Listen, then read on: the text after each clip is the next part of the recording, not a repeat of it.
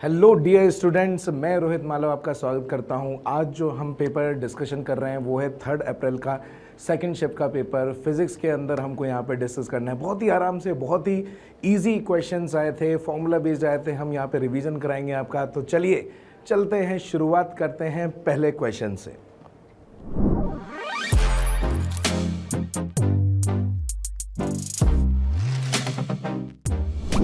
Question number 1 कहाँ से आया है ये देखना होगा। A particle moves along the x axis and has its displacement x varying with the time t, यानी कि एक्स टी हमको इक्वेशन दे रखी है और यहाँ पे कुछ कांस्टेंट्स वगैरह दे रखे हैं। आप देख सकते हैं C naught is a constant, C is a constant, T जो है वो हमारा टाइम है, टी स्क्वायर माइनस 2 यहाँ पे दिया हुआ है, टी माइनस 2 का होल स्क्वायर वहाँ पर दे रखा है। इस तरह की इक्वेशन दी है।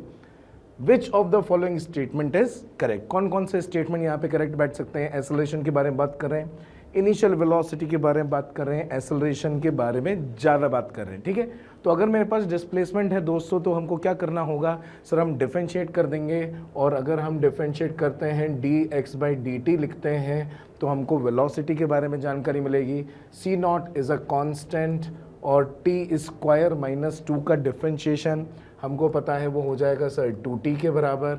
इधर की तरफ c इज़ अ कांस्टेंट और जो t माइनस 2 का होल स्क्वायर है उसका डिफरेंशिएशन हो जाएगा 2 टाइम्स ऑफ t माइनस 2 के बराबर, राइट। अगर कोई हमसे इनिशियल वेलोसिटी पूछ लेता है तो हमको t इक्वल टू 0 डालना होता है। t इक्वल टू 0 डालते ये वाला टर्म 0 हो जाएगा, t इक्वल टू 0 डालते ये -2 होगा, -2 इंटू 2 विल बी -4, तो -4c। क्या हमको यहाँ पर इनिशियल वेलोसिटी -4c दे रखी है? नहीं सर, ये तो 4c दे रखी है, तो इसको हम टिक नहीं करेंगे। चलिए तो फिर हम एक्सेलरेशन के बारे में बात करते हैं। सर एक्सेलरेशन के लिए इसको एक बार और डिफरेंशिएट करना पड़ेगा। ठीक है भाई साहब, यहाँ पर हम देखेंगे तो 2c नॉट इधर की तरफ आएगा, जो t का डिफरेंशिएशन है वो 1 हो जाएगा, राइट। सर इधर की तरफ जो 2c है वो कांस्टेंट रहेगा और t माइनस 2 का डिफरेंशिएशन भी 1 हो जाएगा। तो क्या हम इसको 2 times of c plus c naught बोल पाएंगे? हाँ sir, very easy question actually. और आप देख सकते हैं कि ऑप्शन नंबर 1 यहाँ पे करेक्ट हो चुका है, राइट।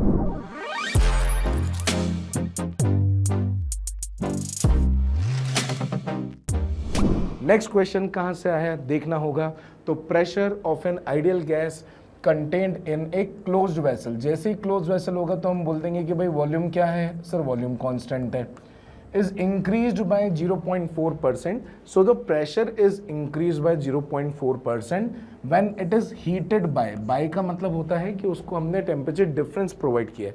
तो अगर हम टेम्परेचर डिफरेंस प्रोवाइड कर रहे हैं 1 डिग्री सेल्सियस से देखें या 1 केल्विन से देखें, एक ही बात होती है जब भी हम टेम्परेचर डिफरेंस की बात करते हैं, राइट।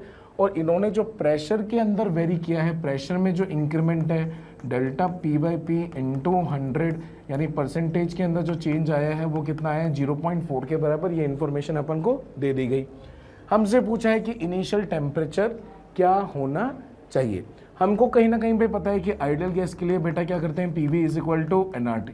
अब यहाँ पर जब V कॉन्स्टेंट है, नंबर ऑफ मोल्स एक फिक्स्ड बोल सकते हैं, नंबर ऑफ मोल्स या फिर पार्टिकल जो होते हैं वो क्लोज वेसल में कांस्टेंट रहते हैं, तो P is directly proportional to T, यानी कि delta P/P is equal to delta T/T लगाया जा सकता है बड़ी आसानी से, राइट।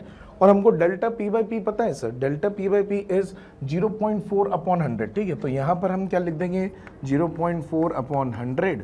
इधर की तरफ डेल्टा T की वैल्यू है 1 केल्विन और नीचे की तरफ जो टेम्परेचर होता है वो भी इन केल्विन ही होता है। तो क्या मैं T को उठाकर इधर ले जाऊं और फिर यहाँ पर 100/0.4 करेंगे तो उसकी वैल्यू कितनी आ जाएगी? 250 केल्विन के बराबर। So it is also one of the easy question. आपको लग रहा होगा कि काफ़ी आसान क्वेश्चन है। हाँ, तो फंडामेंटल्स हमारे यहाँ पर स्ट्रांग होने चाहिए।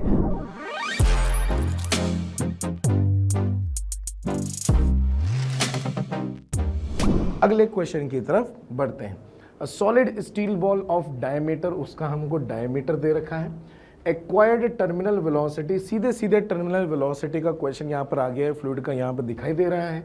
While falling under the gravity through an oil density, oil की जो डेंसिटी जिस लिक्विड के अंदर इसको गिराया गया है उसकी डेंसिटी हमको दे रखी है। डेंसिटी ऑफ द मटेरियल, जो ऑब्जेक्ट है अपने पास स्टील बॉल, उसका दे दिया है। एंड जी का वैल्यू क्या लेना है इसके बारे में भी हमको जानकारी दे दी गई है। So they need to find out the viscosity, वो जो ईटा कोफिशिएंट होता है उसके बारे में बात कर रहे हैं। क्या ये हमको पता है कि जो आपकी टर्मिनल वेलोसिटी है सर उसका तो जग जाहिर फॉर्मूला है, यस 2/9 ईटा आर स्क्वायर जी और density of the object minus density of the liquid. क्या क्या हमको यहाँ दे रखा है सर, यहाँ पर ईटा की वैल्यू हमको निकालनी है, terminal velocity is given, radius is given, मतलब डायमीटर दे रखा है तो उसके अंदर हम रेडियस निकाल लेंगे, जी की वैल्यू हमको दे रखी है, density of the object and density of the liquid in which the object is falling, ये भी दे रखा है। देखो ये 7825 यहाँ पे रख देंगे और 925 यहाँ रख देंगे। सर बस ईटा को उधर ले जाना है, फिर यहाँ पर हो जाएगा आपका 2, जो आर स्क्वायर है ये 3.6 mm का आधा कर देंगे अपन 1.8 इंटू 10⁻³ का स्क्वायर, जी का वैल्यू सर 9.8 दे रखा है, जो ये 7825 है उसमें से 925 माइनस कर देंगे, राइट ये अपर पार्ट हो गया, नीचे की तरफ होगा आपका 9 और multiplication by the terminal velocity, terminal velocity उठा के यहाँ ले आएंगे 2.45 इंटू 10⁻², ठीक है। इसका कैलकुलेशन कोई बहुत ज़्यादा बड़ा कैलकुलेशन नहीं है, अप्रॉक्सीमेटली 1.99 के आसपास का आंसर आ जाता है जो कि गिवन है, ठीक है। एग्जैक्टली देखा जाए तो 1.98 समथिंग आता है, ठीक, तो इसको अप्रॉक्सीमेटली अपन 1.99 बोल सकते हैं। Very easy question, formula based question, ये कैलकुलेशन कोई भी कर सकता है।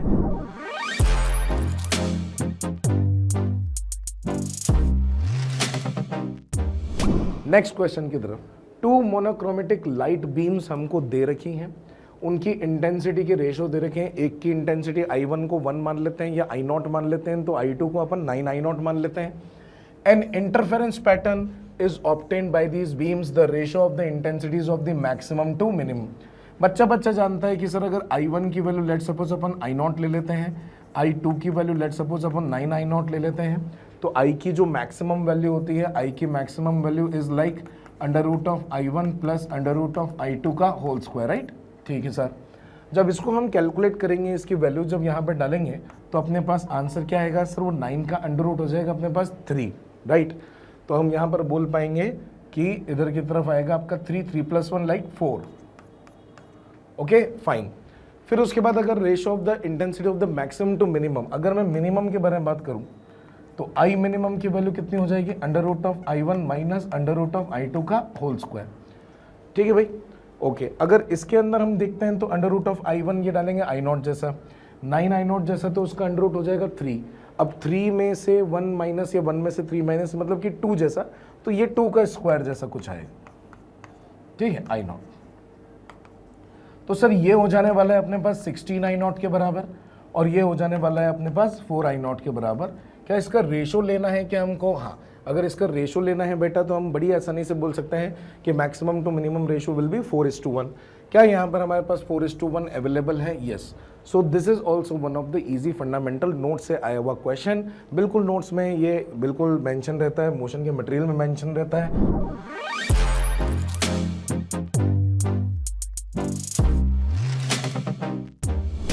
नेक्स्ट क्वेश्चन की तरफ बढ़ते हैं। इसकी शक्ल देखते ही पता लग जाता है कि सर ये सेमीकंडक्टर का लॉजिक गेट का क्वेश्चन है। ट्रुथ टेबल बनानी है, हाँ ट्रुथ टेबल बनानी है। इसको देखकर ट्रुथ टेबल बनानी। कितने हमको यहाँ पर इनपुट दिख रहे हैं? सर 2 इनपुट हैं और आउटपुट क्या है? 1 है। इसको अपन बड़ी आसानी से, क्योंकि छोटा सर्किट है तो बूलियन से भी देख सकते हैं। देखो ये A है तो इसके अंदर ये A जाने वाला है, यहाँ पर ये B जाने वाला है। क्या A का इनपुट यहाँ से भी आएगा? हाँ। अच्छा बताओ ये कौन होता है? ये और होता है कि एंड होता है? सर ये तो और होता है। अगर और में देखेंगे तो ये हो जाएगा आपका A + B के बराबर और ये है आपका एंड गेट। एंड गेट के अंदर क्या होता है? सर मल्टीप्लिकेशन हो जाता है। तो फाइनल आंसर आपका कितना आएगा? A को हमको A + B से क्या करना है? मल्टीप्लाई। ठीक है, तो A को A + B से मल्टीप्लाई करके अपन को आंसर निकालने। आप देख सकते हैं कि 0 1 0 1 ये आपका A है। A + B अगर हम देखेंगे तो जैसे 0 0 हो गया या 1 0 हो गया या 0 1, चलो इसको अपन बना ही लेते हैं ना। यहाँ पर A है, यहाँ पर B है। लेट्स सपोज सर यहाँ पर A + B है, मुझे A + B और A को मल्टीप्लाई करना है। क्या यहाँ पर पैटर्न में देखें तो सर 0 0 1 1 ऐसा दे रखा है, या फिर 0101 दे रखा है। Let's try 0011, right. तो लेट्स 00 ये 1 और फिर बी की वैल्यू लेट्स सपोज यहाँ पे इसको लें या फिर इसको लें, एक ही बात है। देखो 0101 0101, राइट। तो 0101 इस तरह से पैटर्न में दे रखा है। अगर मैं इसको ऐड कर दूंगा तो यहाँ 0 आएगा, यहाँ पर 1 आएगा, यहाँ पर भी 1 आएगा और यहाँ पर भी 1 आएगा। अगर मैं इसको और इसको मल्टीप्लाई करता हूँ तो अपने को फाइनल आंसर सी का मिलने वाला है 0। इसको मल्टीप्लाई करेंगे तो सर फिर से 0 मिलेगा, इसको मल्टीप्लाई करेंगे तो 1 मिलेगा, इसको मल्टीप्लाई करेंगे तो 1 मिलेगा। तो क्या मेरे पास 0011 वाला कुछ है? 0011 वाला बिल्कुल थर्ड ऑप्शन ही मैच कर गया। 1000 नहीं सर, ये सही नहीं है। उसी तरह से आप यहाँ पे 0101 वाला पैटर्न भी देख सकते हो, बड़ी आसानी से काम हो जाएगा क्योंकि सिंगल चॉइस है। तो third option is the only correct answer, ऐसा मान के चल सकते हैं।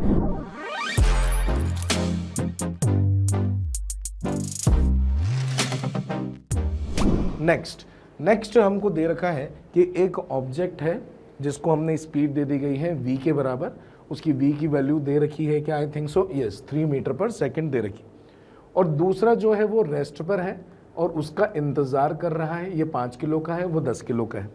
यहाँ पे स्प्रिंग कांस्टेंट दे रखा है 3000 न्यूटन पर मीटर। ओके, m1 m2 की वैल्यू दे दी, k की वैल्यू दे दी, स्पीड की वैल्यू दे दी, और नीचे वाली जो सरफेस है वो भी हमको क्या दे दिया? फ्रिक्शनलेस दे दिया।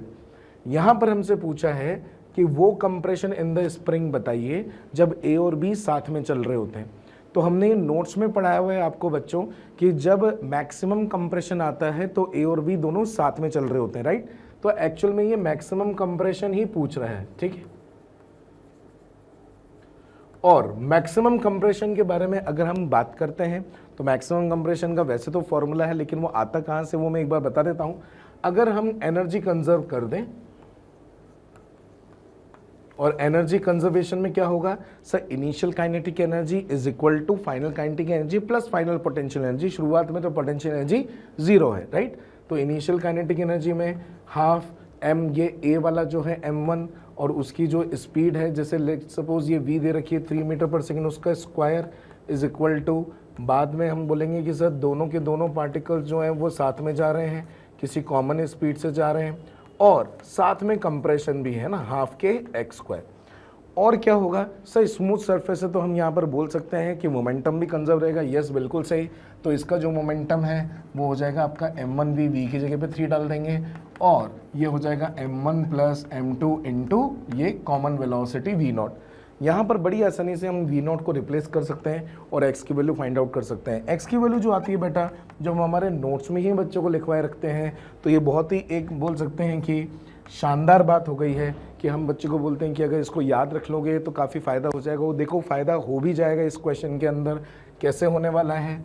m1 m2 upon m1 plus m2 into के, और इंटू v रिलेटिव आता है। v रिलेटिव इनिशियली इन दोनों के बीच में कितनी रिलेटिव वेलोसिटी है वो यहाँ पे लिखनी होती है। सर ये तो रेस्ट पर है और ये v से आ रहा है, तो v की वैल्यू हम यहाँ पे डाल देंगे 3 metre per second. m1 m2 की वैल्यूज पुट करनी है, k की वैल्यू पुट करनी है, और बेटा x का आंसर आ जाएगा आपका 0.1 मीटर के बराबर। बहुत ही जल्दी कैलकुलेशन हो जाती है इस फॉर्मूले से, तो याद रखना जरूरी है, ठीक। आगे बढ़ते हैं।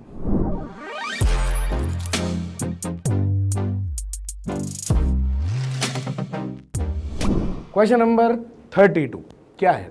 2 cylindrical vessels of equal cross section area 2 metre square contain water up to height 10 metre and 6 metre respectively। हमको कुछ कंटेनर दे रखे हैं जिसके अंदर हमको हाइट दे रखी है। एक के अंदर पानी भरा हुआ है 10 मीटर हाइट तक, एक में पानी दे रखा है 6 मीटर हाइट, ठीक।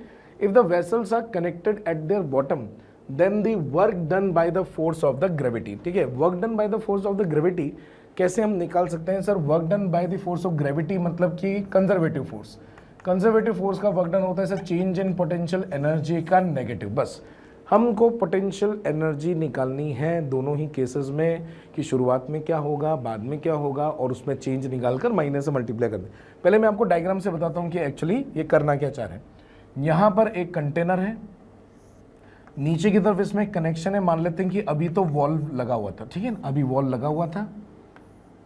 दोनों का जो बेस है, दोनों का बेस एरिया क्या दे रखा है हमको 2 मीटर स्क्वायर के बराबर। इसमें किसी 10 मीटर हाइट तक पानी मौजूद है, इसमें किसी 6 मीटर हाइट तक पानी मौजूद है, ठीक। तो इसका जो सेंटर ऑफ मास होगा वो इस नीचे वाली रेफरेंस लाइन से सर वो कितनी ऊपर होने वाला है सर, वो 5 मीटर। और इसका जो सेंटर ऑफ मास है वो रेफरेंस लाइन से कितना ऊपर होने वाला है सर, वो 6 का आधा यानी कि 3 मीटर।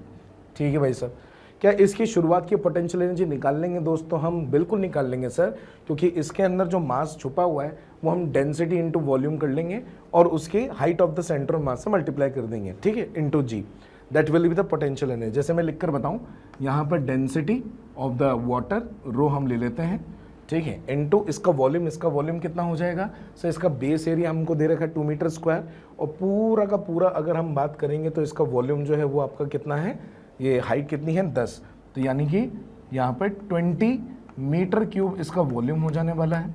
तो रो इंटू वॉल्यूम यानी कि मास हो गया m into g into h of the centre of mass. ठीक है, ये 5 प्लस, अब इसका देखेंगे तो कितना होगा सर, वो डेंसिटी ऑफ द वाटर जो कि हम 1000 kg पर मीटर क्यूब लिख देंगे बाद में, इंटू अब ये हाइट टोटल कितनी दे रखी है 6 और ये 2, तो 6 इंटू 2 यानी कि 12, तो 12 मीटर क्यूब तो उसका वॉल्यूम हो गया, into g into h of the centre of mass. ठीक है, h of the centre of mass कितना है 3।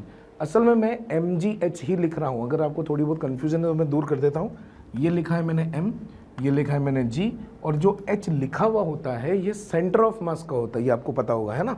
ये है मास, ये है जी, और ये है आपका फिर से सेंटर ऑफ मास की height from the reference line, ये वाली रेफरेंस लाइन। क्या मैं शुरुआत की पोटेंशियल एनर्जी लिखने में कामयाब रहा? हाँ सर। बाद में क्या हुआ, जब इस वॉल को हटा के इनको कनेक्ट कर दिया तो लिक्विड क्या है एक लेवल पे आ जाएगा, और वो कौन से वाले लेवल पर होगा? तो देखो ये है 10, ये है 6, 10 और 6 कितना हो गया सर 16, 16 का आधा करो क्योंकि इसमें और इसमें हाइट सेम होने वाली है बाद में। ठीक, तो वो कितना हो जाएगा सर, वो 8 हो जाएगा बस। तो यहां पर हम बोल सकते हैं यहां पर पानी होगा, ठीक है, इधर नहीं होगा।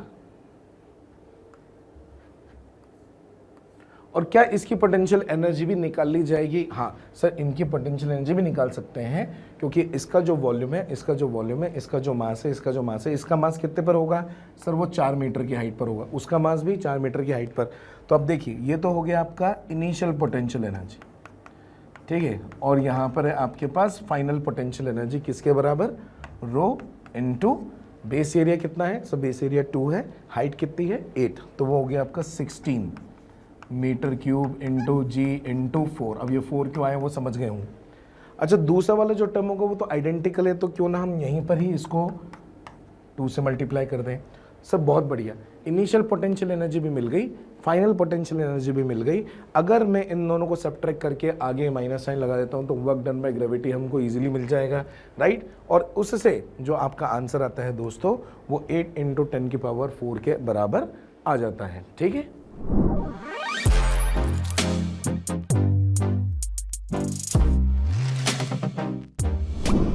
Question number 33।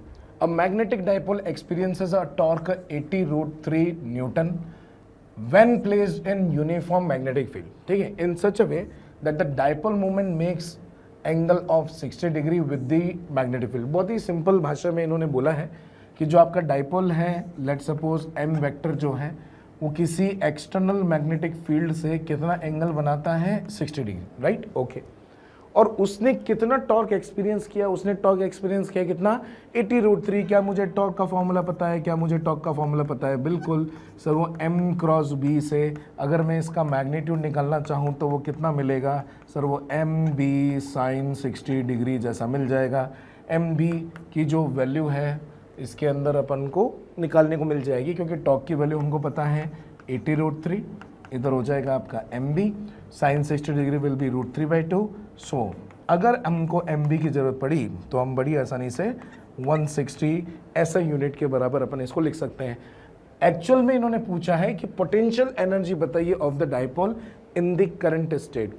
इसमें पोटेंशियल एनर्जी का फॉर्मूला क्या होता है सर? पोटेंशियल एनर्जी का फॉर्मूला होता है माइनस m.b, तो वो mb cos 60 डिग्री हो जाता है।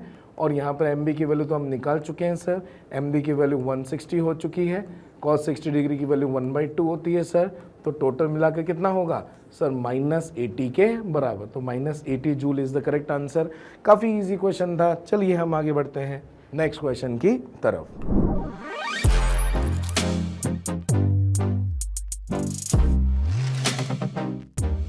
इन दी रेजोनेंस एक्सपेरिमेंट, ओहो रेजोनेंस कॉलम एक्सपेरिमेंट जिसको काफी इंपॉर्टेंट माना जाता है, एडवांस के लिए भी, मेंस में भी क्वेश्चन आते हैं। बेटा देखो यहाँ पर आ गया है, 2 एयर कॉलम्स हमको दे दिए हैं क्लोज्ड एट वन एंड, यानी कि वन एंड ओपन है और वन एंड क्लोज हमको दे रखा है। लेंथ दे दिया है 100 सेंटीमीटर, 120 सेंटीमीटर।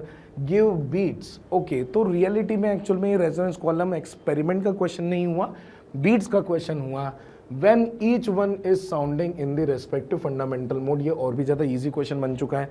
हमको पता है सर फंडामेंटल मोड के अंदर क्या होता है, वन एंड ओपन और वन एंड क्लोज में फंडामेंटल फ्रीक्वेंसी होती है V/4L, राइट। तो एक की लेंथ है L1 और एक की है V/4L2। इन दोनों को अगर हम सब्ट्रैक्ट करते हैं तो उसमें कितनी फ्रीक्वेंसी डिफरेंस है, 15 बीट्स पर सेकेंड के बराबर है, राइट। तो हम इसको बोल सकते हैं कि ये 15 हर्ट्ज के बराबर होगा। The velocity of the sound in the air column, तो velocity of the sound in the air column कितनी है सर, V/4 को कॉमन ले लेते हैं और L1 और L2 की वैल्यू को यहाँ पर पुट कर देते हैं। तो जो छोटी लेंथ होगी वो बड़ी क्वांटिटी होगी।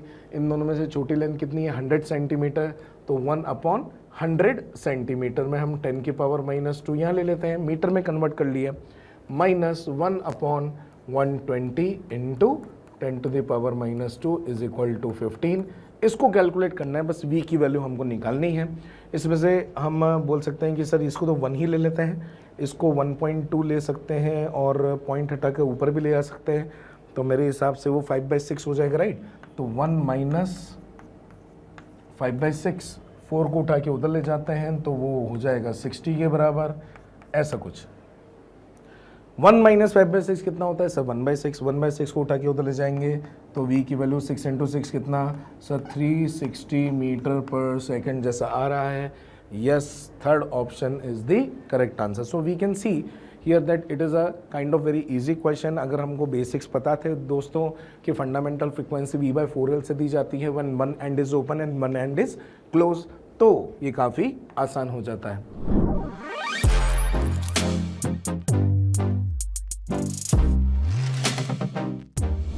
नेक्स्ट है हमारे पास match the column type of जो क्वेश्चंस होते हैं वो ऐसे डायरेक्टली तो नहीं आते, लेकिन हाँ वो डायमेंशंस वगैरह में बहुत आते हैं। आपने देखो मॉडर्न 2 जो होता है उसमें बहुत आते हैं, है ना। तो ये देखो डायमेंशन में बोल्ट्जमैन कांस्टेंट की यूनिट क्या है, अगर आपको पता है बड़ी आसानी से काम कर लोगे। कोफिशिएंट ऑफ विस्कोसिटी, अच्छा इनके सिंबल बनाते जाते हैं ना, बोल्ट्जमैन कांस्टेंट से के या फिर कहीं बार के बी से रिप्रेजेंट करते हैं, कोफिशिएंट ऑफ विस्कोसिटी को ईटा से रिप्रेजेंट करते हैं, प्लैंक्स कांस्टेंट को H से रिप्रेजेंट करते हैं और थर्मल कंडक्टिविटी को कैपिटल K से रिप्रेजेंट किया जाता है।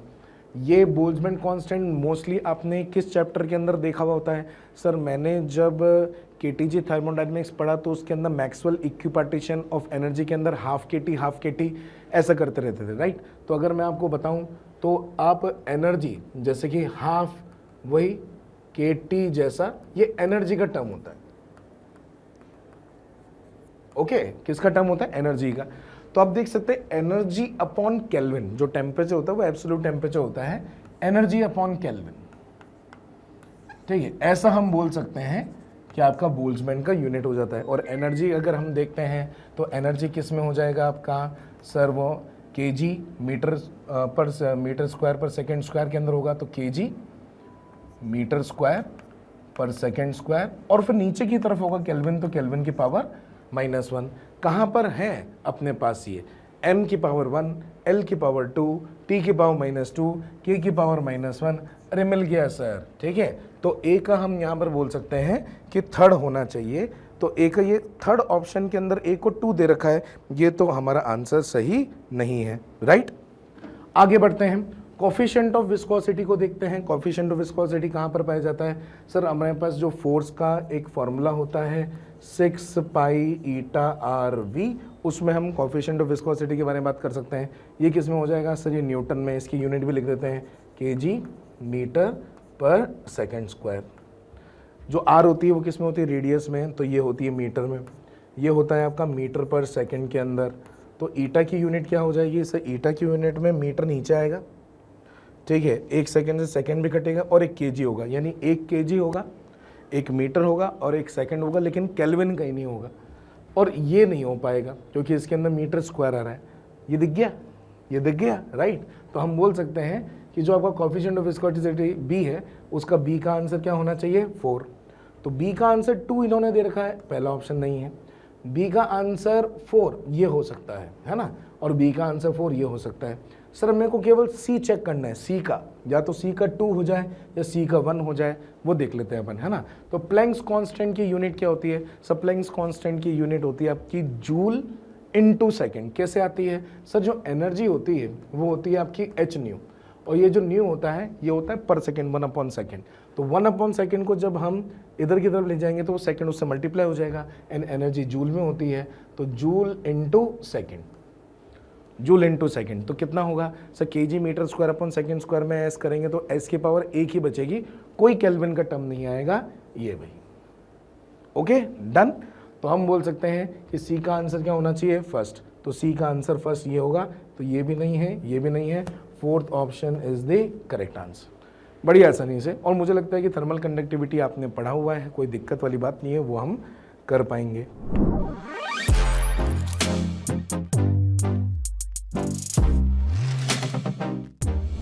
Next question, using a battery a 100 picofarad capacitor. Capacitor से क्वेश्चन आया दोस्तों, खुश हो जाओ। Is charge to 60 volt. ठीक है, कैपेसिटर था, प्यारा सा कैपेसिटर था, उसको कैपेसिटर को हमने बैटरी से कनेक्ट कर दिया, 60 वोल्ट से चार्ज कर दिया। अब क्या किया? Then the battery is remove. ठीक है भाई, बैटरी रिमूव कर दी, लेकिन चार्ज रिमूव नहीं होगा भाई साहब, चार्ज तो आ चुका है उसके ऊपर। कितना चार्ज आ चुका है? Q is equal to CV के बराबर उसके ऊपर चार्ज आ चुका है। C की वैल्यू कितनी दे रखी है सर? 100 पिकोफैरेड। वोल्ट की वैल्यू कितनी दे रखी है सर? 60 के बराबर। तो बताइए कितना हो गया सर? उसके पास 6000 पिको कूलम हो गया। पिको को भी अगर आप कन्वर्ट करना चाहें तो 10 की पावर -12 की जगह पर इसको 10 की पावर -6 जैसा 9 जैसा कुछ कर पाएंगे, लेकिन चलो अभी इसको ऐसे ही रहने देते हैं। फिर क्या किया? After that a second अनचार्ज capacitor, एक नया कैपेसिटर जो लेकर आए वो अनचार्ज लेकर आए, यानी कि वो पहले से चार्ज नहीं था, उसके पास कोई पोटेंशियल नहीं था। Connected to the first capacitor in parallel. ये इन पैरेलल कैसे होता है? ये ऐसा होता है, देखो ये है आपका पहला कैपेसिटर, इसके अक्रॉस में कितना पोटेंशियल है सर? इसके अक्रॉस में V1 पोटेंशियल है। जो दूसरा कैपेसिटर होता है उसको इस तरह से एंड टू एंड ज्वाइन करने की जगह पे पैरेलल में ज्वाइन करते हैं, ठीक है। ये आपका C2 कैपेसिटर, ये कितना पोटेंशियल लेकर आया था सर? ये कुछ नहीं लेकर आया, ये लेकर आया था। ये कितना लेकर आया था? 60 वोल्ट से चार्ज होकर आया था। अब इनको क्या कर दिया जाता है दोस्तों? कनेक्ट कर दिया। इसको ये पैरेलल जैसा मान लेते हैं, होते ही एक ही लूप में लेकिन पैरेलल जैसा बोलते हैं। If the final voltage across the second capacitor, अब देखो फाइनल वोल्टेज जो ये बोल रहे हैं ना, वो फाइनल वोल्टेज केवल एक को नहीं मिलने वाला, दोनों के लिए ही कॉमन वोल्टेज होता है, और उसका तो हमारे पास फॉर्मूला भी होता है। जो V0 होता है वो होता है अपने पास एक कॉमन पोटेंशियल, ठीक है। और इस V0 की वैल्यू कितनी होती है? C1V1 plus C2V2 upon C1 plus C2, ठीक है। ये बिल्कुल एकदम नोट्स में बताया जाता है, कोई बड़ी बात नहीं है, चार्ज कंजर्वेशन से ये आ जाता है। अब ये देखो बड़ी आसानी से C1 की वैल्यू पता है, V1 की वैल्यू पता है, V2 की वैल्यू तो 0 है, और C2 की वैल्यू नहीं पता, तो सर C2 की वैल्यू निकाल लेंगे यहाँ से। V0 की वैल्यू भी दे रखी है, जो कॉमन पोटेंशियल है उसकी वैल्यू कितनी दे रखी है? 20, राइट। तो अपन कैलकुलेट ही कर लेते हैं। जैसे यहाँ पर कितना है आपके पास? 20। C1V1 कितना आया था सर? वही किया हमने, है ना। ये C1V1 हमने मल्टीप्लाई किया था, 6000 के आसपास ही आया था। तो यहाँ पर हम देख लेते हैं, इधर की तरफ है अपने पास, लेट सपोज इधर इरेज कर देते हैं। सर ये वाला टर्म 6000 के आसपास कुछ था, ठीक है, वो पिको में था, ठीक है ना। C1 प्लस C2 से C1 प्लस C2, या तो ऐसा करते हैं कि इन दोनों की वैल्यू एक साथ ही निकाल लेते हैं ना। इधर C1 प्लस C2 है और इधर की तरफ 20 है, इधर की तरफ पिको कूलम वूलम सा कुछ है, तो पिको फेरेड में आंसर आ जाएगा। इसको जब इससे काटेंगे तो C1 प्लस C2 की वैल्यू कितनी आ जाएगी सर? 300 पिको फेरेड। ऐसे में सर C1 की वैल्यू तो पता ही है हमको, C1 की वैल्यू कितनी है? 100 पिको फेरेड। लो भाई, अगर तुम्हारे पास ये 100 पिको फेरेड है तो ये वाली वैल्यू कितनी होगी? 200 पिको फेरेड। यस, तो इसको टिक करें और आगे बढ़ जाएं। देख सकते हैं आप कितना इजी हो जाता है जब भी ये एक्सपीरियंस फैकल्टी के साथ पढ़ते हैं, जो कंटेंट है आपको डिलीवर की जाती है, नोट्स के अंदर ऐसे क्वेश्चंस होते हैं तो बड़ा मज़ा आता है।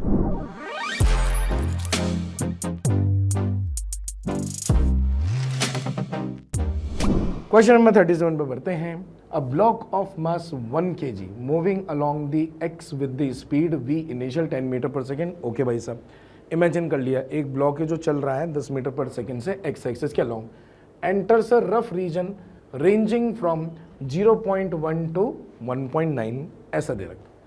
The retarding force acting on the block in this range ऐसा -kx करके दे रखा है, where k is equal to 10। तो क्या मैं इसको -10x से लिख देता हूं? हाँ, ये आपको एक रिटार्डिंग फोर्स दे रखा है। Then final speed of the block as it crosses this rough region. कहने का मतलब ये है कि 0.1 पे वो एंटर हुआ, 1.9 पर वो बाहर निकल गया, तो इस फोर्स ने उसकी काइनेटिक एनर्जी का क्या किया, उसकी स्पीड का क्या किया। तो बड़ी आसानी से हम इस पे काम कर पाएंगे कि हमको ये पता है कि जो वर्क डन होता है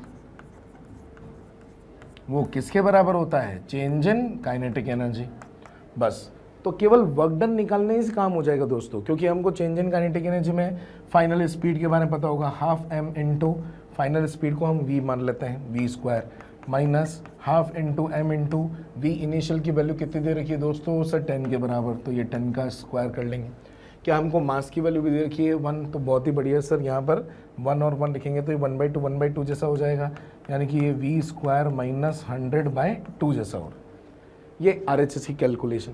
वर्क डन होता है f डॉट डी एक्स का इंटीग्रेशन। अब ये यहाँ पर -10x dx दे रखा है, इसका इंटीग्रेशन करना है फ्रॉम 0.1 टू 1.9, ठीक है। इसमें -10 को कॉमन ले लिया जाए, फिर हमारे पास x²/2 आएगा, ये 2 से ये 2 भी कैंसिल हो जाएगा, फिर उस पर लिमिट लगेगी, तो 1.9 का स्क्वायर माइनस 0.1 का स्क्वायर आने वाला है।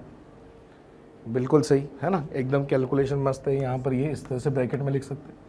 इसकी वैल्यू कितनी हो जाएगी sir? a square minus b square अगर हम यहाँ पर करते हैं तो a प्लस बी यानी कि 2 और a माइनस बी यानी कि 1.8, 1.8 इंटू 2 हो रहा है सर ये, है ना।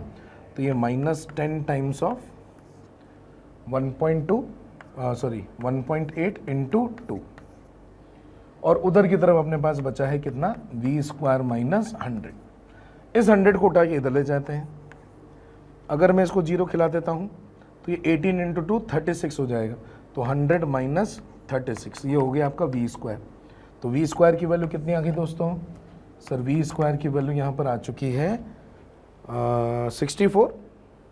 यस, ठीक है 64। अगर मैं उसको अंडर रूट ले लेता हूँ तो आंसर कितना आ जाएगा?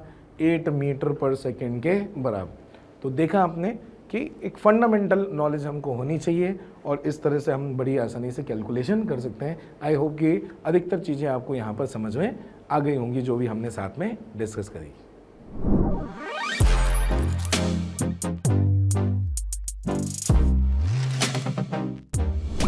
Hello students, question number 38.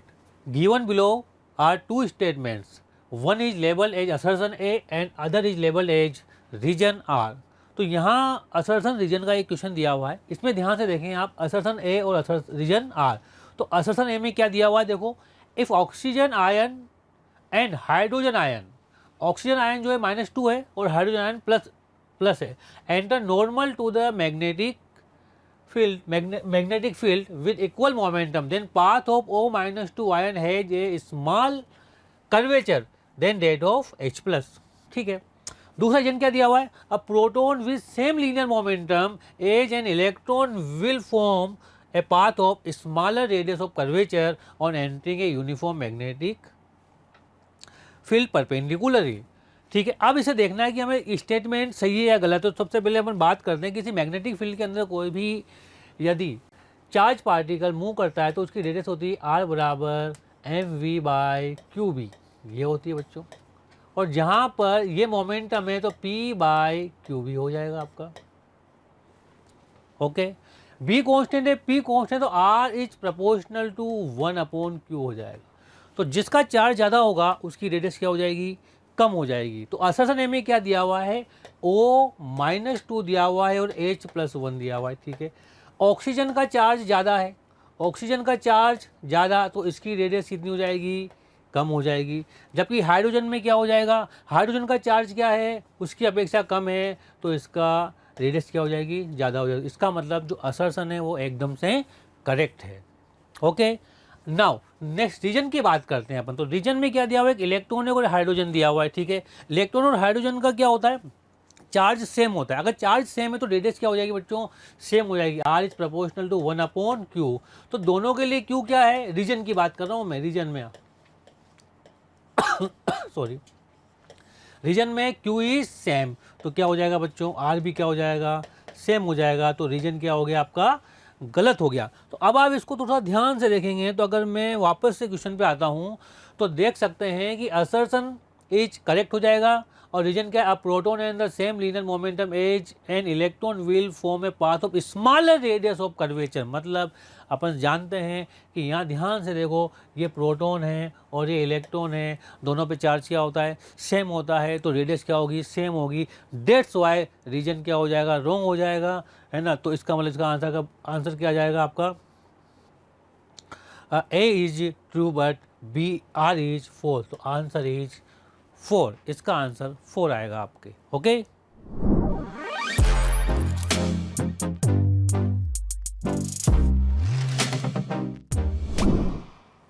Hello students, यहाँ पे question number 39, a motor operating on 100 volt draws a current of 1 ampere. 1 ampere current draw कर दी, ठीक है। If the efficiency of the motor is 91.6%, then the loss of power in unit of calorie per second.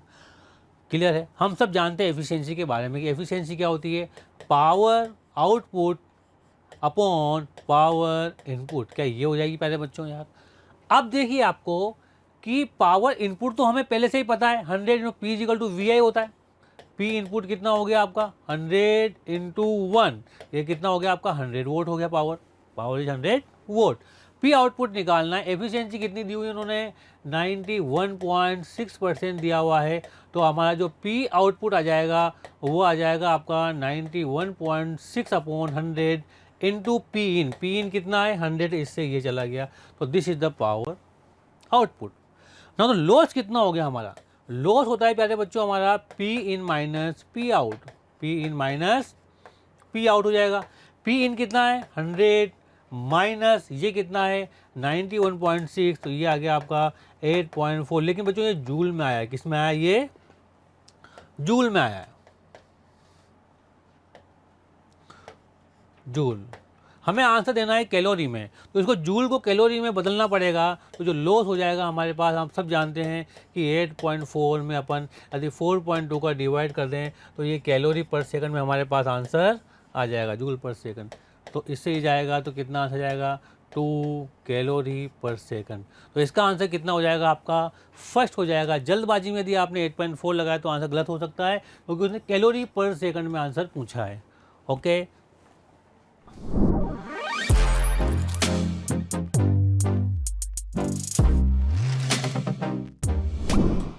Hello student, now the question number 40, an electric bulb rated 100 watt 220 volt is connected to an AC source, RMS voltage 220 volt. The peak value of the current through the bulb is। आप यहाँ देख सकते हैं एक bulb लगा हुआ है, 220 voltage उसका रेटिंग वोल्टेज, और हम दे भी क्या रहे हैं, रेटिंग वोल्टेज दे रहे हैं। तो जो करंट आएगी वो भी उसकी रेटेड करंट कितनी आ जाएगी आपकी, उसकी करंट। पावर होती है P = VI, तो आपकी करंट कितनी आ जाएगी, I = P/V। V RMS है तो ये भी RMS आ जाएगा।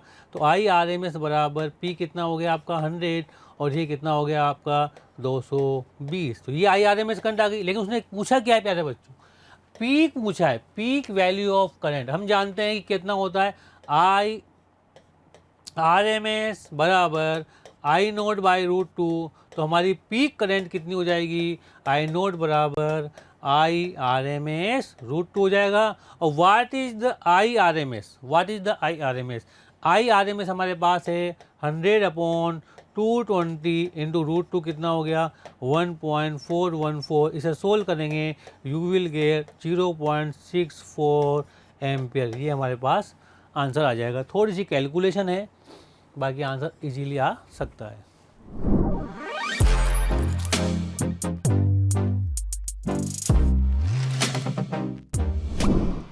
Next question, question number 41, an ideal gas exist in a state with the pressure P0, volume V0, it is isothermally expanded, पहले ये आइसोथर्मली एक्सपेंड हो रहा है to 4 times of the initial volume. यदि यहाँ पर एक छोटा सा डायग्राम बनाऊँ PV का, तो आप देख सकते हैं कि पहले आइसोथर्मली गैस एक्सपेंड हो रही है, यहाँ पर वॉल्यूम है V0 और यहाँ पर वॉल्यूम है 4V0, तो वर्क डन आएगा पॉजिटिव क्योंकि ये एक्सपेंड हो रही है, तो यहाँ पर वॉल्यूम आ गया। अब आप देख सकते हैं यहाँ पर प्रेशर है आपका P0, then isobarically compress to its original volume.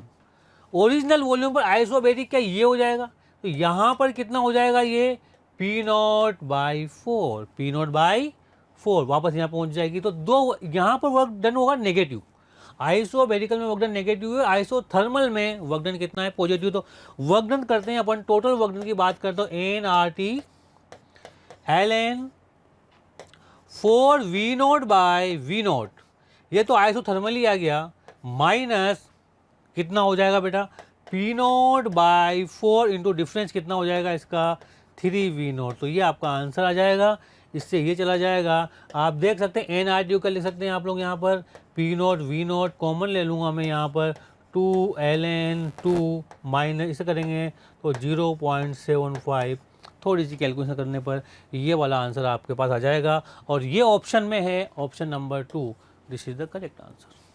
Okay,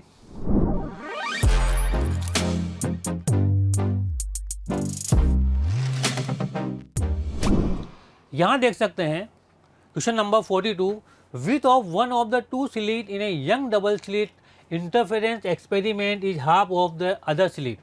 तो अपन जानते हैं कि जो है ना इंटेंसिटी और विथ की चौड़ाई जो है उसके प्रोपोर्शनल होती है। तो अगर मैं I1/I2 की बात करूं तो एक विथ है D/2, दूसरी विथ है D, तो D से D गया तो I1 कितना आ गया मेरे पास 1/2 आ गया। अब उसने क्या कहा है maximum to minimum intensity, maximum to minimum कितना होता है हम जानते हैं यहाँ पर I maximum upon I minimum, ये होता है आपका √I1 upon √I2 plus 1 upon √I1 upon √I2 minus 1, इसका होल स्क्वायर होता है प्यारे बच्चों।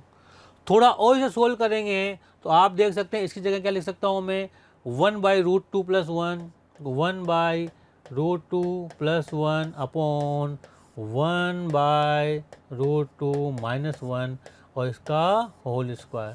थोड़ा और सोल्व करेंगे इसको यहाँ पर तो आप देख सकते हैं ये हो जाएगा आपका √2 प्लस 1 अपॉन √2 माइनस 1 का होल स्क्वायर। थोड़ा सा ओपन कर लें तो 2 प्लस 1 प्लस 2 √2 ऊपर आ जाएगा, और नीचे का ओपन करें 2 प्लस 1 माइनस 2 √2 हो जाएगा, तो ऊपर आ जाएगा 3 प्लस 2 √2 और नीचे आ जाएगा 3 माइनस 2 √2। तो this is the answer, 3 plus 2 √2 and 3 minus 2 √2 is the correct answer.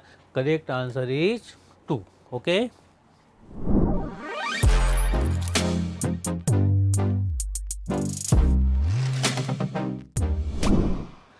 यहाँ पर now the question number 43, kinematics का क्वेश्चन है, बहुत आसान है। A particle is projected with velocity u so that its horizontal range is 3 times the maximum height attained by it। Okay, आप देख सकते हैं कि यहाँ पर एक पार्टिकल को प्रोजेक्ट किया है किसी थीटा एंगल पर u स्पीड से, तो ये इस तरह से करेगा, इसकी मैक्सिमम हाइट ये हो जाएगी और ये इसकी हो जाएगी हॉरिजॉन्टल रेंज r, ये हो जाएगी इसकी हॉरिजॉन्टल रेंज r। अब r और h में एक रिलेशन दिया है उन्होंने, वो कितना कहा, उन्होंने कहा है कि horizontal range is 3 times of maximum, horizontal range is 3 times of maximum height h। Horizontal range कितनी होती है बच्चों, u² 2 sine theta cos theta upon कितना हो जाएगा आपका ये हो जाएगा g बराबर 3 u² sine square theta by 2g। Okay, क्या g से g गया, u² से आपका u² गया, एक साइन थीटा से आपका एक साइन थीटा गया, तो आपने सोल्व किया तो साइन थीटा टेन थीटा, तो आपका टेन थीटा आ गया आपका यहाँ पर 4/3, देन थीटा इज 53 डिग्री। ये आ गया हमारे पास। ये किससे आया? इस कंडीशन से आया। नाउ द हॉरिजॉन्टल रेंज निकालना है हमें, तो हम जानते हैं कि r बराबर कितना होता है 2u² साइन 53 कॉस 53 अपॉन कितना हो गया g। सोल्व करो तो इसकी वैल्यू कितनी होती है 3/5, 4/5, इसकी वैल्यू कितनी होती है 3/5, ये 4, 3 और 2 ये हो जाएगा 24, ऊपर नीचे 25 हो जाएगा, और ये u² आ जाएगा। ओके, अब आप इसको कंपेयर करो इससे, तो n की वैल्यू आ जाएगी आपकी 24। The answer is 24, that is the option third is correct, that is the option third is correct. Okay,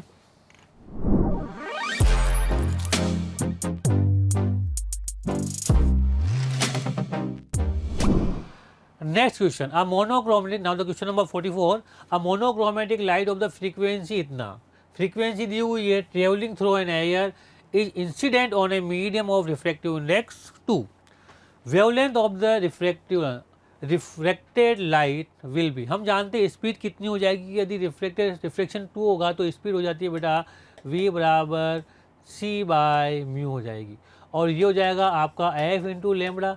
c कितना है 3 इंटू 10⁸, ये है 2, और फ्रीक्वेंसी कितनी है 5 इंटू 10⁻14 लेमड़ा। इसे आप सोल्व करोगे तो ये आ जाएगा आपका 300 नैनोमीटर। बहुत आसान सा क्वेश्चन, क्वेश्चन नंबर 4। क्लियर है एकदम से यहाँ पर बात आप लोगों को ये। Next,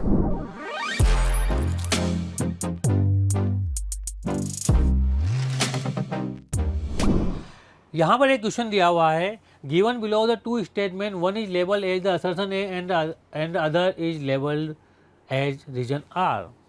assertion A, the Bohr model is applicable to hydrogen and hydrogen like atoms only. ये हम सब जानते हैं, अच्छे से थ्योरी में पढ़े हुए हैं, तो ये एकदम से ट्रू है। क्या है ये बेटा? ट्रू है। Okay, reason, the formulation of the Bohr model does not include impulsive force between electrons. ये भी ट्रू है। क्या है बच्चों? ये भी ट्रू है ना, बोहर मॉडल। लेकिन अब आप देख सकते हैं यहाँ पर, क्या ये इसका रीजन है? बिल्कुल, ये इसी कारण से ये रीजन रहेगा। एक इलेक्ट्रॉन लेने का कारण यही है ताकि वो एक दूसरे पर कोई फोर्स ना लगाएं। तो both A and R true and R is the correct explanation of A. इसका आंसर जाएगा आपका थर्ड। ओके,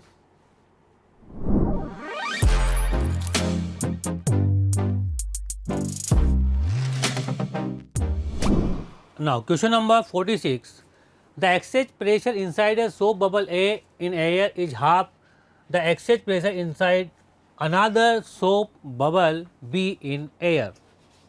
ओके, मतलब इन्होंने क्या कहा कि दो सोप बबल है हमारे पास, एक A और एक B। तो एक सोप बबल ये हो गया पहले बच्चों A, और एक ये हो गया आपका B। उन्हें कहा इनके अंदर जो एक्सचेंज प्रेशर है A में, वो हाफ है किसका? B का, मतलब डेल्टा P/2 ये हो गया।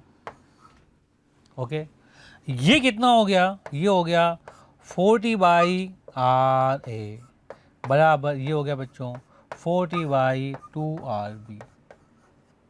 तो यहाँ पर हमारे पास एक रिलेशन आ गया। क्या आ गया? RA बराबर 2RB, RA बराबर 2RB, ये हो गया हमारे पास relation.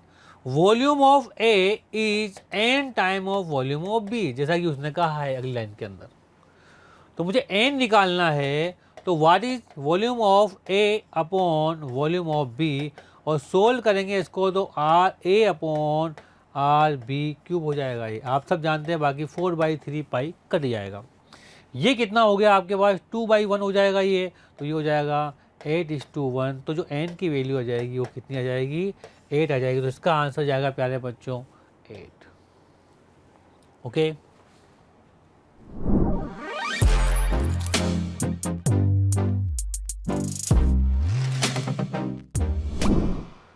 Next question is 47, light from A point source in air falls on a spherical glass surface. हम अब एक स्पेरिकल ग्लास सरफेस की बात कर रहे हैं कि सर ये स्पेरिकल ग्लास सरफेस होती है। हमने पढ़ा हुआ है पहले अच्छे से ही आराम से, spherical glass surface. Refractive index, देखो बाहर का रिफ्रैक्टिव इंडेक्स तो कितना हो गया, 1 हो गया, जबकि अंदर का रिफ्रैक्टिव इंडेक्स कितना दिया है उन्होंने, 1.5 दिया हुआ है।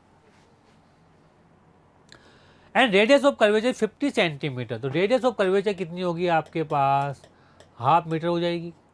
The image is formed at A distance of 200 centimetre the glass surface inside the glass. तो आप देख सकते हैं कि अंदर की तरफ 2 मीटर पर आपकी इमेज बनी है। तो क्या आपका ऑब्जेक्ट यहां पर कहीं पर होगा, ओके ध्यान से देख सकते हैं, ऑब्जेक्ट यहां पर कहीं पर होगा।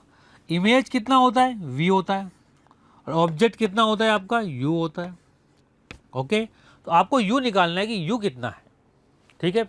Magnitude of distance of the light source from the glass surface is, तो u निकालना है। तो इसके लिए एक फॉर्मूला हम सब जानते हैं, क्या होता है प्यारे बच्चों, हम जानते हैं μ2 by v minus μ1 by u is equal to कितना हो गया आपका,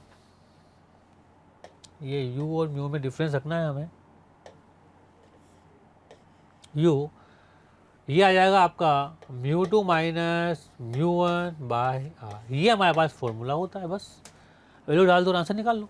μ2 कितना है 1.5 अपॉन 2 माइनस μ1 कितना है आपका 1 अपॉन माइनस u हो जाएगा, ये बराबर ये हो जाएगा 1.5 माइनस 1 यानी कि 0.5 अपॉन कितना 1/2 हो जाएगा। इसे ऊपर ले जाओगे तो ये आपका 1 हो जाएगा, तो ये हो जाएगा आपका 1 अपॉन u बराबर 1 माइनस 1.5/2, ये आ जाएगा आपका 0.5/2 और नीचे 20 हो जाएगा, 5 से 4 बार कट जाएगा तो ये हो जाएगा 1/4। तो आपका आंसर कितना हो जाएगा, u जो है 4 आंसर आ जाएगा, ओके। तो इसका आंसर कितना हो गया प्यारे बच्चों आपका 4 मीटर। तो इस इंटीजर का आंसर जो है वो है आपका 4 metre.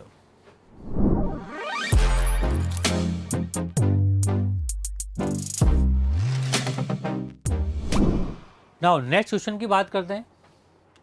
A physical quantity C is related to 4 other quantities P, Q, R and S as follows.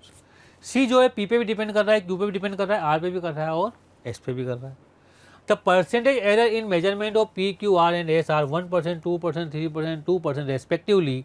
The percentage error in the measurement of C will be. हम सब जानते हैं कि आराम से निकाल सकते हैं परसेंटेज एरर, डायरेक्ट लिखो आप, percentage error delta C by C बराबर कितना होता है प्यारे बच्चों, delta P by P plus 2 delta Q by Q plus 3 delta R by R plus 1/2 delta S by S। अब आप देख सकते हैं डेल्टा P बाई P कितना है 1%, क्वेश्चन में दिया हुआ है 2 इंटू ये कितना है बच्चों 2% प्लस 3 इंटू ये कितना दिया हुआ है आपका 3% और ये कितना दिया हुआ 1/2 into 1%, okay 1/2 into 2%।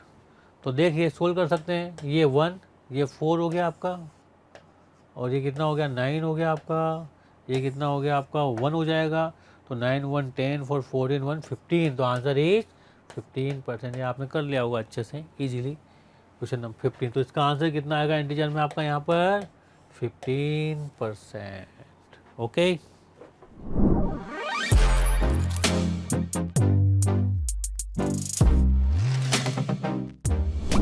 Now the question number 49 question को थोड़ा ध्यान से देखना आप लोग। 2 cells of EMF 1 volt and 2 volt and internal resistance 2 ohm एंड 1 ohm respectively are connected in series. ये इसका पहला पार्ट है। एक्सटर्नल रेजिस्टेंस ऑफ 6 ohm, ये इसका पहला पार्ट। दूसरा पार्ट क्या है, total current in the circuit is I1।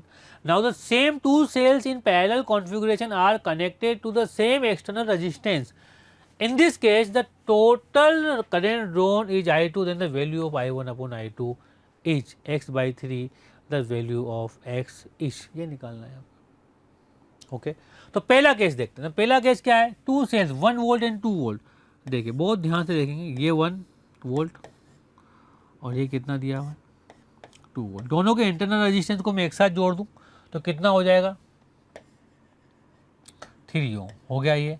और मैंने क्या किया, एक्सटर्नल रेजिस्टेंस जोड़ दिया, ये कितना आ गया बच्चों 6 ओम। तो यहाँ पर आपकी करंट कितनी आ गई I1 3, वोल्टेज 3 हो गया और ये हो गया 9 आपका रेजिस्टेंस हो गया, इतने एम्पियर करंट आ गई I1 इज 3/9 और ये कितना हो जाएगा, थोड़ा और सोल्व करेंगे तो 1/3 एम्पियर। ये तो बहुत इजीली काम था, कोई दिक्कत नहीं। तो नेक्स्ट केस है, वो क्या कह रहा है, वो कह रहा है कि यहाँ पर आपका ये 1 वोल्ट है, इसका रेजिस्टेंस कितना था, 1 वोल्ट वाले का है 2 ओम, ठीक है। दूसरा वाला कितना है, 2 वोल्ट है, इसका रेजिस्टेंस कितना है 1 ओम है, ओके। और तीसरा कितना है, ये है आपका 6 ओम का रेजिस्टेंस, ओके। तो वो पूछ रहा है कि 6 ओम में कितना करंट जाएगी, तो हमें I2 निकालना है। क्या निकालना है हमें, I2 निकालना है। तो I2 निकालने के लिए आप एक काम और कर सकते हो, यहाँ पर बहुत इजीली कर सकते हो, या तो यहाँ पर x मान लेते हैं, या इसको आप ऐसे सोल्व कर सकते हैं कि इसका नेट EMF निकाल सकते हैं। क्या निकाल सकते हैं आप, इसका नेट EMF निकाल सकते हैं, वहाँ से भी कर सकते हैं। लेकिन अगर मैं ऐसा मान लूँ कि यहाँ 0 है, यहाँ 0 है और यहाँ 0 है, तो क्या मैं यहाँ x मान सकता हूँ। तो यहाँ 0 है तो यहाँ कितना हो जाएगा -1, यहाँ कितना हो जाएगा -2 हो जाएगा। तो थोड़ा सोल्व करते हैं इसको, तो x -1 कितना हो जाएगा +1 बाय ऊपर कितना हो जाएगा 2 हो जाएगा, प्लस x + 2/1 हो जाएगा, और x और फिर प्लस आएगा x - 0/6 बराबर 0 आ जाएगा, ओके। इसको 6 से मल्टीप्लाई करते हैं तो ये कितना हो जाएगा, यहाँ पर 6 से मल्टीप्लाई 3 हो जाएगा, तो ये हो जाएगा आपका 3x + 3 आ जाएगा, ओके। फिर इसको 6 से मल्टीप्लाई किया तो ये कितना हो गया 6x + 12 हो गया आपका, प्लस 6 से मल्टीप्लाई x हो गया बराबर 0। अब 6 और 3 9 और x कितना हो गया, ये 10x हो गया आपका, 3 और ये हो गया आपका 15 = 0 हो गया। तो x कितना आ गया मेरा 15/10 आ गया। अगर 5 से करूँगा मैं इसको तो कितना हो जाएगा, ये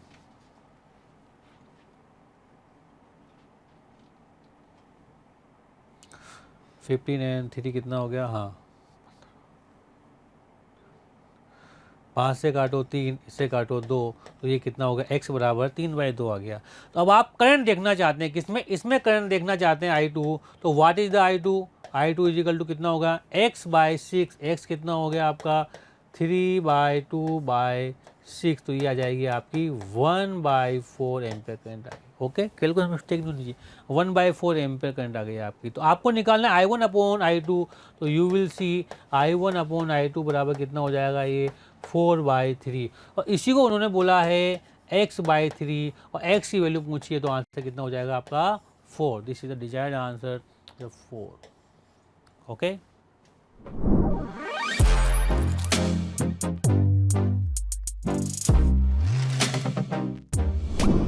Now question number 50. An electron in a hydrogen atom initially in the fourth excited state makes a transition to the nth energy state by emitting a photon of energy 2.86 electron volt. The integer value of n will be, okay. Question देखो, बढ़िया question आया था ये एक, उन्होंने कहा है ये एनर्जी लेवल हो गए, यहाँ से स्टार्ट करते हैं n बराबर 1, n = 2, n = 3, n = 4, n = 5 और n = 6, ये आपके एनर्जी लेवल हो गए। अब उसने क्या कहा है, फोर्थ एक्साइटेड स्टेट, इसका मतलब क्या हो गया, आपका पार्टिकल n बराबर 5 में, आपका इलेक्ट्रॉन जो कहाँ है यहाँ पर, ओके। अब ये यहाँ से जंप करके किसी n स्टेट में आता है, किसमें आता है, किसी n स्टेट में, मतलब वो 2 में भी आ सकता है, वो 1 में भी आ सकता है, वो 3 में भी आ सकता है, वो 4 में भी आ सकता है। तो एक फोटोन रिलीज करता है, जो उस फोटोन की जो एनर्जी है वो कितनी है 2.86 इलेक्ट्रॉन वोल्ट।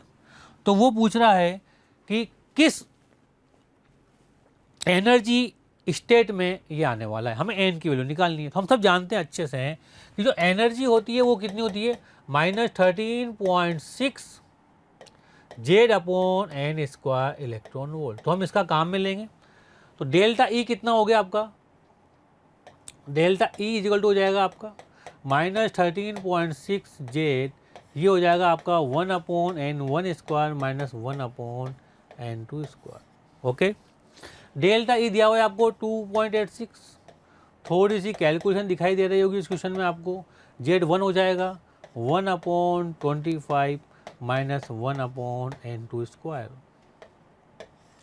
ये हो जाएगा आपका 2.86 अपॉन 13.6 और माइनस साइन को मैं अंदर ले आऊँगा तो ये हो जाएगा 1/n2 स्क्वायर प्लस माइनस, ये हो जाएगा आपका माइनस साइन हो जाएगा माइनस 1/25। ओके, अब आप इसे सोल्व करेंगे तो आपका आंसर आ जाएगा यहाँ पर n2 बराबर 2। सोल्व करने पर इजीली आंसर n2 बराबर 2 आ जाता है। इस तरह से ये वाला क्वेश्चन और इसका आंसर चल जाएगा n बराबर 2। तो मतलब जब वह पार्टिकल 5 से 2 में आएगा तो इतने एनर्जी का फोटोन रिलीज करेगा। थैंक यू वेरी मच बच्चों, बेस्ट ऑफ लक।